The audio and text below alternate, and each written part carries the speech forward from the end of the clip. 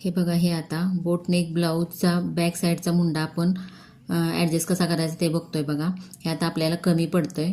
आपला आहे arm hole round 16.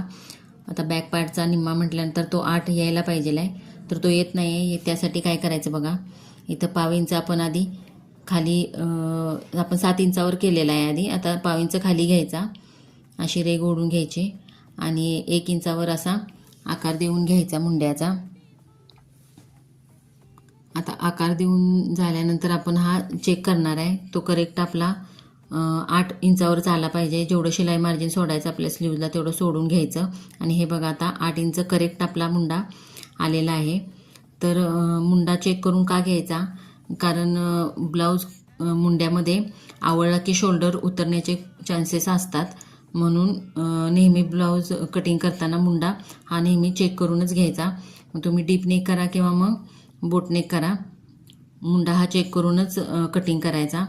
तर बॅक साईडला पाठीमागं कमरेच्या साईडला अर्धा इंच असं वरती घेऊन तिरपी रेघ आखून कट करून घ्यायचं हे. त्यामुळं ब्लाऊज कमरेमध्ये खाली लटकल्यासारखा होत नाही. आणि आता हे आपलं कटिंग झालेलं आहे. व्हिडिओ माझा थोडा जरी आवडला असेल तुम्हाला तर लाईक करा, चॅनेलवर नवीन असाल तर सबस्क्राईब करा आणि कमेंट करायला विसरू नका. व्हिडिओ माझा बघितल्याबद्दल धन्यवाद.